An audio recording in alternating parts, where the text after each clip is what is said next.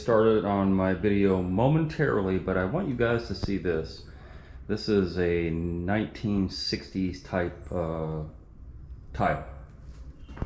You know, there were like 5 colors back in the day. Blue you didn't see too often, but there was puke yellow.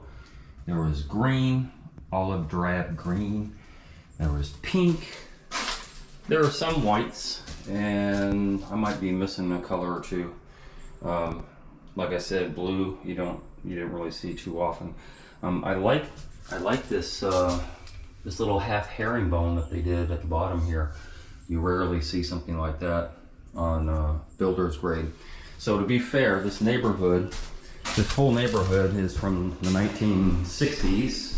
All these houses out here are clearly from probably late 50s, early 60s, all of them.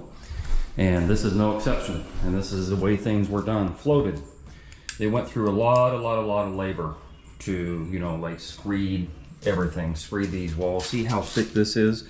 People ask sometimes, what's a bullnose and a mud cap, and what's the difference? So a mud cap goes over, and back in the day, in the 90s, 80s and 90s and stuff like that, it would go over a sheetrock, double layer sheetrock. This is going over a float. So there's wire lath behind here. There's about this much mortar that was screeded out nice and flat, and like screeded with sticks and all that stuff back then. And a lot of people still do that. It's a little archaic. It takes a lot of time. It takes a lot of energy, skill level. So yeah, it took a lot of time. The walls are the same way. You see how thick this wall is? Very, very thick. And that's because of all the material. And of course, a cast iron tub. Forget the cast iron tub. The floor and all these walls all the way around probably weigh close to 1,500 pounds. I'm gonna say pushing about a ton, but a definitive 12 to 1,500 pounds. And then add the tub in, and now you got a ton. So you got a ton of material in here. And you know, like the homeowner came in and did a bunch of Dremel work in here. The grout lines I showed on a storyboard earlier, a couple weeks ago, but the grout lines were pretty much pristine all these years later. Sometimes bathtubs and showers and all that stuff has to do with the homeowner and how well they take care of stuff, but a lot of times it has to do with the skill level of the person who installed everything. See that? We're not doing those anymore either. Yeah, I did back in the day, you know, a few times, but the cove base type tile. It's a lot of work. It's a lot of work. And the payback for what they charged, I'm guessing back then, this guy got paid probably $800, maybe $1,000. I'm just guessing. $1,000 for 50 to 60 years worth of work. 50 to 60 years, $1,000, right? Which was a lot of money back then. But, you know, like over time, 50, 60 years later, that $1,000 broke down to almost nothing. And so it could be said for showers that are done well today, I believe. But let's go to the other bathroom. This, I just wanted to show you this, how just so awesome this tile is. And, you know, like, why are we changing things? Well, a couple of reasons. One, exponentially things are changing in the tile world and building material and all this stuff. Also, this is labor intensive, very labor intensive, and there's not a lot of guys out there that are going to go through this much trouble to float everything nowadays. I mean, those guys died when they were 45, 50 years old, and they just got literally worked to death. But I digress. Let's go see the other bathroom.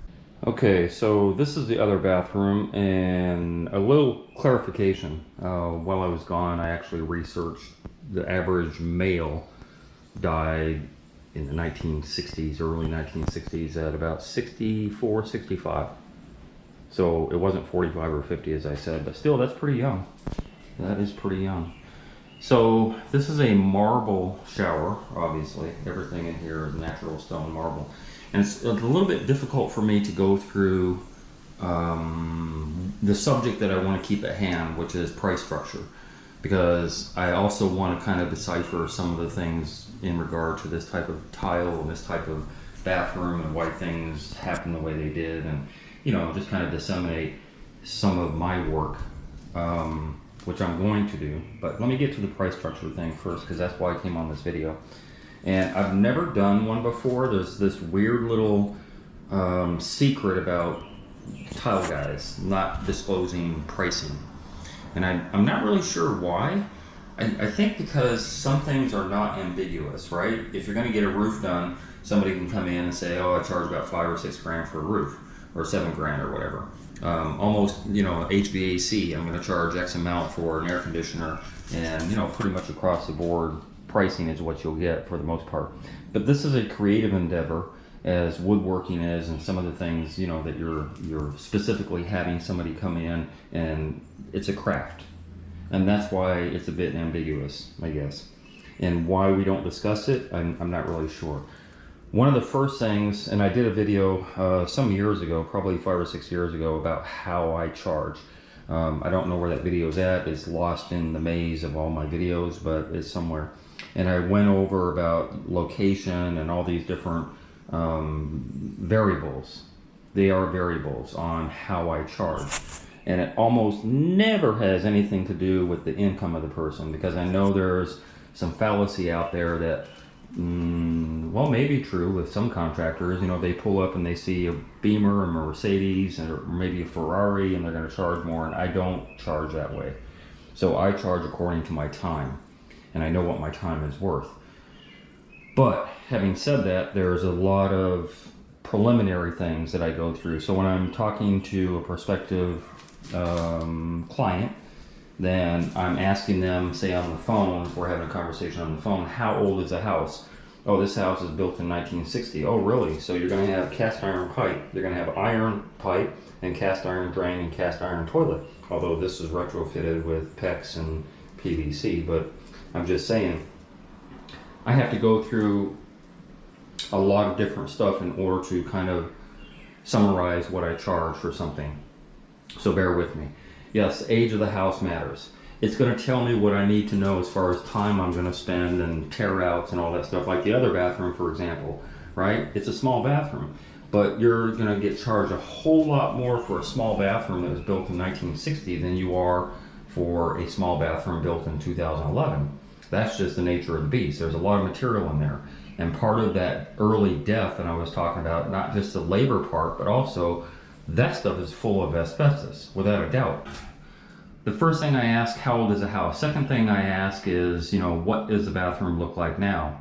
Like, is it partly tore out? Is it intact? Like, how much labor am I going to spend taking things out, right? You're going to get a better deal if you have a fiberglass shower rather than a full shower like this. Like, if I had to tear this out, oh my God, yeah, I'm going to charge you extra. Will I give a discount if you tear it out? Absolutely. If you do all the tear out, if you came in here and had to do the tear out on this shower, yeah, I'd probably knock off $500 easily, right off the bat, easily. For you to do it instead of me, yes, I will do that. Third thing I want to know, not only where you're located, okay, so where you're located. So first is how old is the house? Second is what is there now? Third is how far are you from me? Because gas, hello, costs a lot of money right now. So that's the third thing. Fourth thing I want to know, and this is almost as important as the other three, what tile am I working with, right? So I'm going to charge you a lot less if I don't have to stack brick. This is literally stacking brick, one on top of the other on top of the other. You can imagine how long it took me to stack all this brick all the way up the ceiling, right? Are we going to have a niche? Am I doing the shower valve? Am I doing the plumbing? How much of the work am I responsible for? That's really how I focus in on what I'm going to charge. But those other things matter to a certain extent as well. How are we going to trim things out? Like all of that stuff I want to know. I want to see what it looks like now and imagine what it's going to look like when it's finished. And the only way is to show me pictures. If I'm not there, boots on the ground, show me pictures of your floor tile, show me pictures of your wall tile, show me pictures of your trim. How are we going to finish it out, right? That's all the stuff I want to know. Am I doing the plumbing or are you having somebody else do it? All that stuff encompasses how I charge. This shower should have been charged a lot more. A couple of reasons why I didn't charge more. First of all, because these are kind of new homeowners. It's a young couple, and this is kind of their first house. They're doing a complete gut and rehab of this house. They've had sheetrock guys in here. They've had electricians in here. They've had plumbers in here. And so there's another reason why I charge more, because everybody's stepping on everybody, and everybody's trash is everywhere. And yeah, so it's kind of a hassle. The location is not ideal to where I'm at either. So I should have charged more for those reasons, but I didn't, because they're, like I said, kind of new homeowners. I thought it was unambiguous what I was doing, but through the process of doing this job that was pushing 2 weeks, they change their mind on a lot of things. You know, a lot of times I get questions, well, Bob, what do you think about, like, what would you do if it was your house? I'm like, well, I would do X, Y, Z. Well, we don't like X, Y, Z. We like A, B, C. Well, then why did you ask me? Because at the end of the day, I don't live here, so it's not contingent on me. I could give you all kinds of ideas. And so I try and stay away from my very subjective ideas, although I do push toward certain things that I know will look good.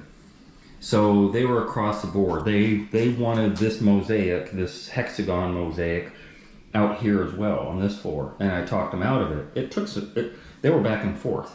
Yes, we want hexagon. No, we don't want hexagon. And yes, we want.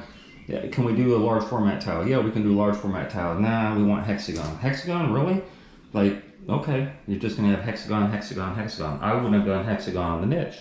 You see, I would have done some type of pencil mosaic in sheets. It would have looked a lot sharper, and we could have gotten, you know, something that matched up to this natural stone.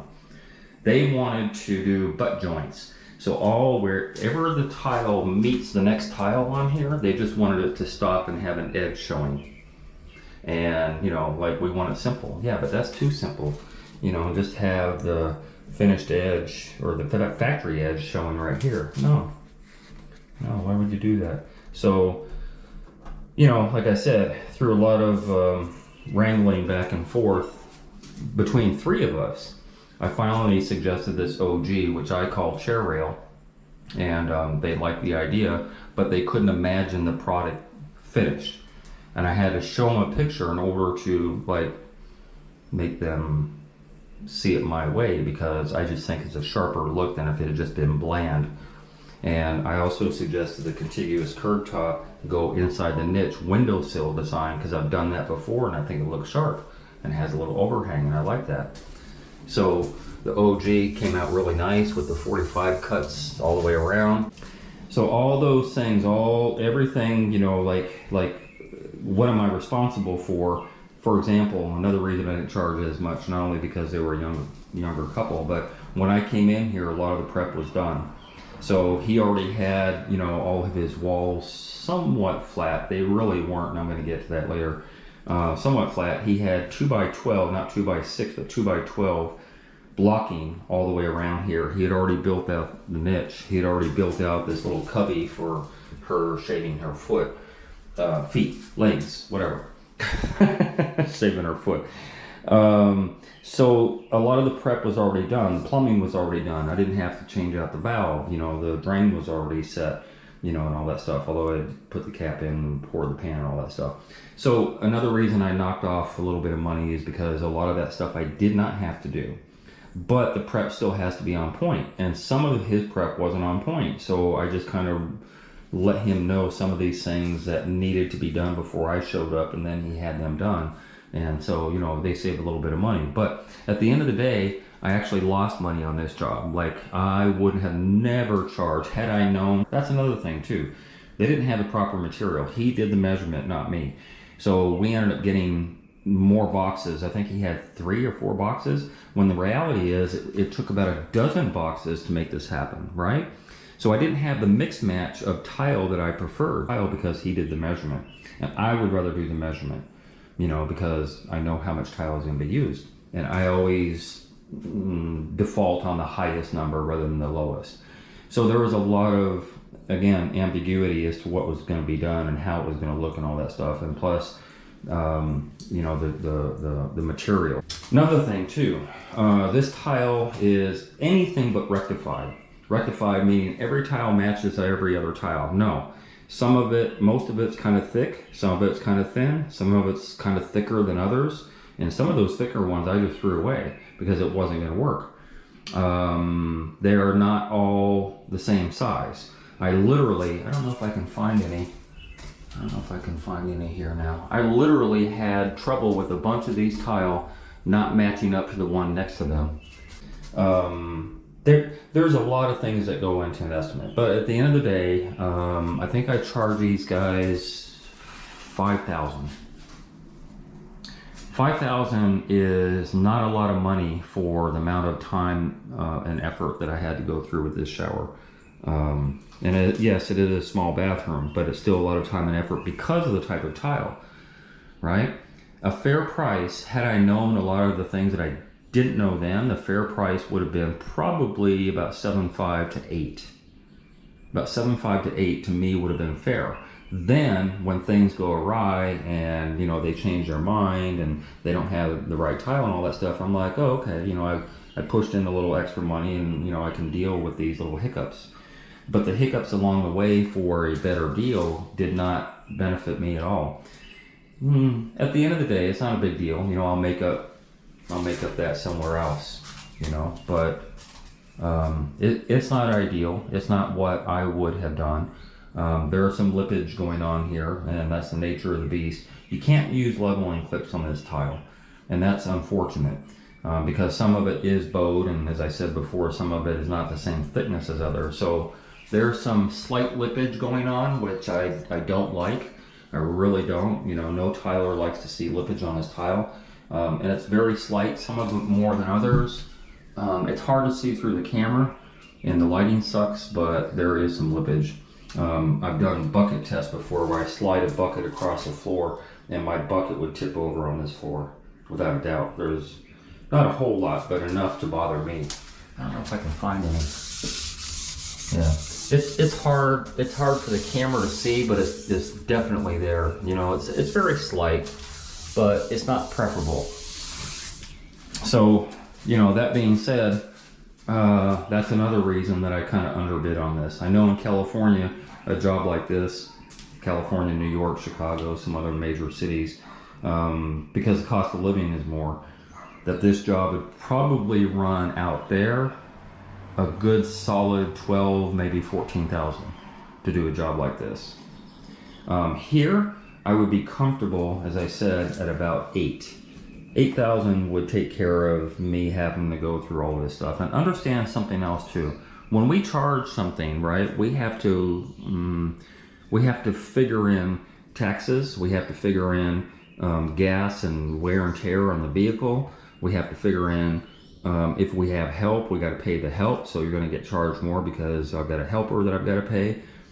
We've got to figure, there's a lot of things to figure in, right? So if I'm charging 8,000 for this, I'm not making 8,000, I'm lucky to make maybe 6,500, maybe 6,000, because there's considerations to be had on everything that we do. I'm only slightly, what's the word I'm looking for? Disappointed. I'm only slightly disappointed that I didn't charge more. Because, again, I'm moving on to the next job and the next one and all that stuff. They were nice people, and they were good customers, and they were a pleasure to work with. So maybe they'll buy another house, or they'll refer me out, or whatever. I don't even worry about it that much. Like I really don't. Because it's the price that I gave, and it's my bad. And it's not on them, it's on me. So that's it. That's how I charge.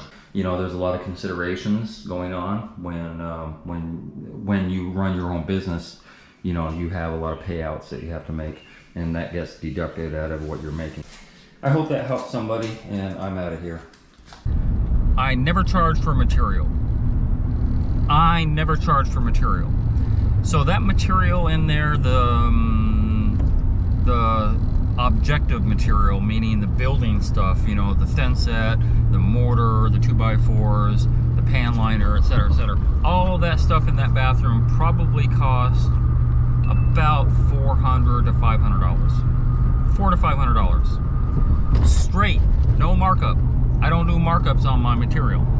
and I don't feel it's fair. If you want to make an extra $400, charge an extra $400 for your labor. $500, charge an extra $500 for your labor. But I personally don't think it's fair to charge for material. That being said, I do charge for trash dump, because it's not my trash I'm taking out, it's your trash. So if you can take your trash out cheaper than I can, then by all means. If you can put it on the side of the road and your municipality has a dump service, and by all means, do your thing. But I charge for trash because it's labor intensive to put it in my truck.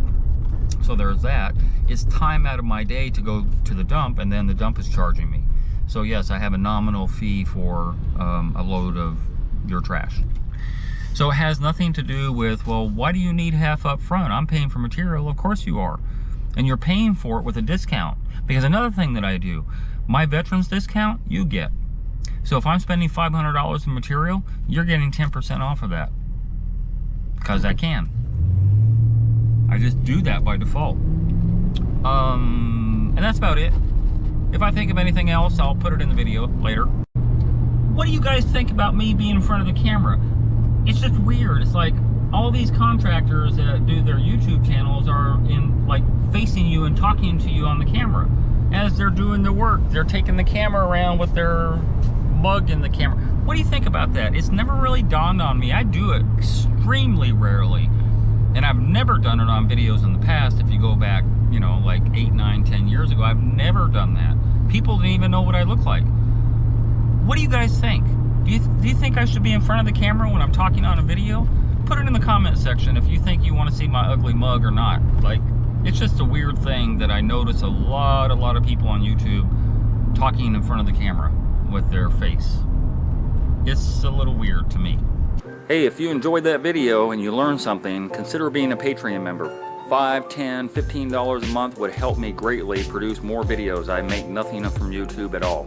If you're gonna call me for advice, please donate $50 for 30 minutes. My link to my PayPal and my Patreon account is down below. And if you haven't already, hit the subscribe button and hit the bell so you get immediate notifications as soon as I post videos. And thank you very much for your support.